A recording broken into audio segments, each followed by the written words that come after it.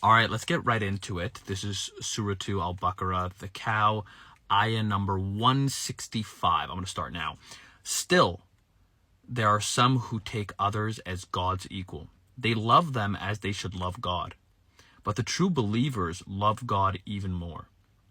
If only the wrongdoers can see the horrible punishment awaiting for them. They would certainly realize that all the power belongs to God, and that God is indeed severe in punishment. Now, at first glance, that sounds horrible. That God is indeed severe in punishment. I mean, the non-Muslims, the atheists, or not even the non-Muslims, the non-Christians, the non-Jews, the non-people of the book, they always talk about God being an angry God, like a jealous God. And I think that that's a straw man case, and I'll explain why I think that. So let's go through the first. So still there are some who take others as God's equal, but I'm sorry. I'll try it again. Still there are some who take others as God's equal.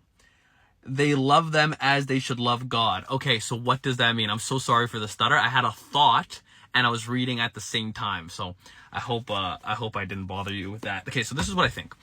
Who is God to you, and what does worship of God mean to you? So in other words, let's just say you make partners with God, right? So now you believe in a different God.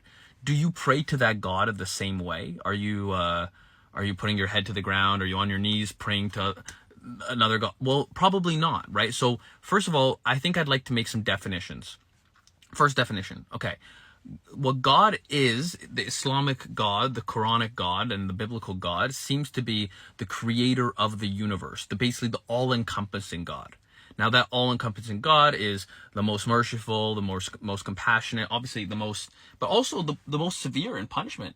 It's very severe in punishment, right? So this all-encompassing, essentially, if you look at the names, it's essentially saying God is the everything. It's like a list. This is the everything.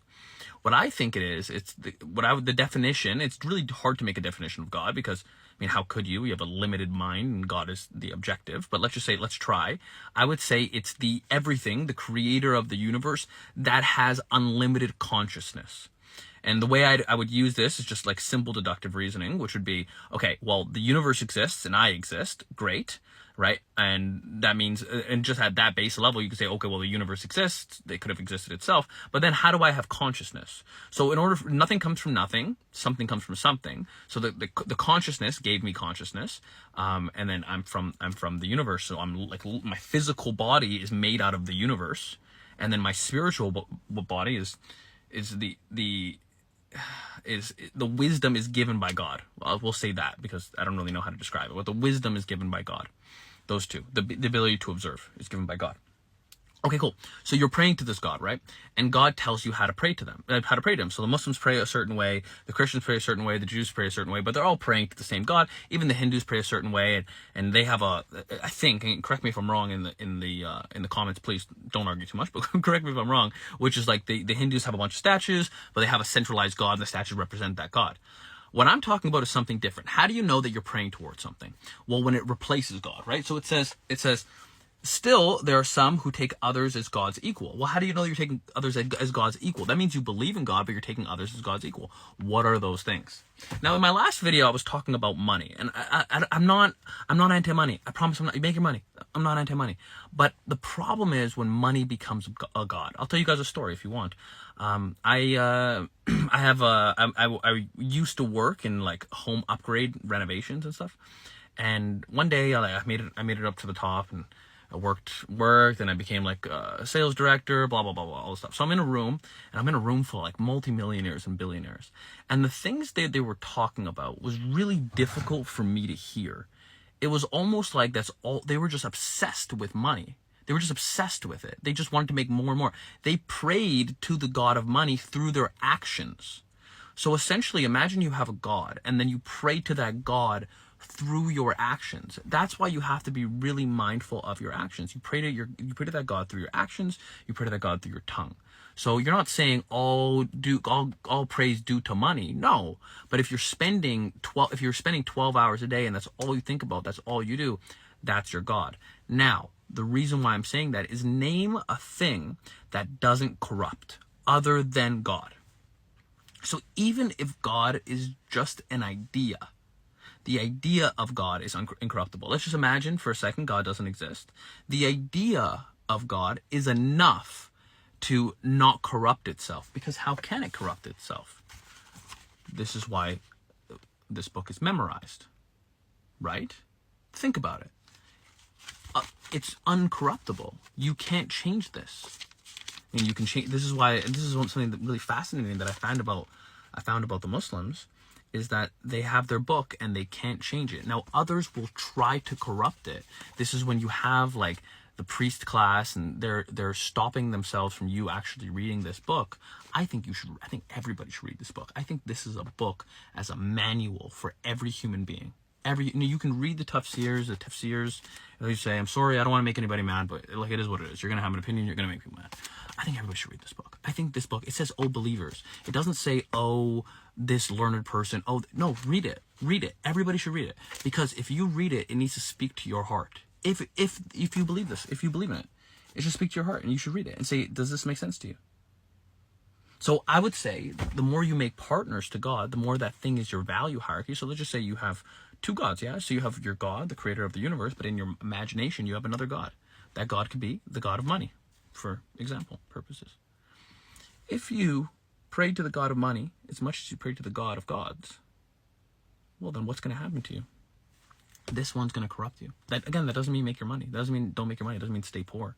I don't think that, look how many rich Muslims there are. I don't think that Islam wants you to stay poor. However, what I'm saying is that you can't make that your central focus, because it would lead to being miserable. Let's pick another thing, right? For men in the Western culture, you find a lot of men who, let's just say, praise hot girls through their Instagram, probably through their TikTok feed, really. What are you doing? You're corrupting your own soul because you've made partners with God. So when God says here, the Quranic God says, if only the wrongdoers could see the horrible punishment awaiting them, they will certainly realize all power belongs to God, and that God is indeed severe in punishment. Maybe it's because when you have a centralized focus that's not God, you corrupt your own soul, and it's inevitable for it to happen. Maybe then the Quran is just a book that explains to you the objective laws of the universe as they are. So God is severe in punishment, because when you make partners with things that are not God, you corrupt your own soul. Think of it. Think of anything that you love more than God itself. Then think to yourself, can it be corruptible? And those are the things of, like, you love your own bodily indulgences, right? So whatever they are, I don't want to list them because I don't want to get in trouble, but you have like your bodily, your bodily things, your cravings that you have. You have your cravings. And if you only fulfill your cravings, it's a short-term addiction problem. And if you have a short-term addiction problem, you actually go nowhere except to hell. Now, that doesn't mean, I don't know who's going to hell. I'm not the decision maker there. I'm talking about even hell right here, which means that it's right even if it's wrong. Think about it. Because if you live a corrupt life, what happens to your life? Look around. Like, legitimately, look around. If you live a corrupt life, what happens to your life? You trap yourself. You become a slave to something. So you enslave yourself. Like, for example, if somebody buys a product that they don't afford, they're praising that product. Yeah? So you buy a fancy car. I'm not even against it, but you buy a fancy car. You praise that car. You have to work for that car to make money. Aren't you a slave to that car?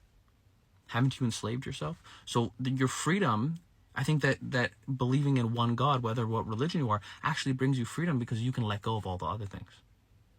Yeah, cool. Thanks for listening.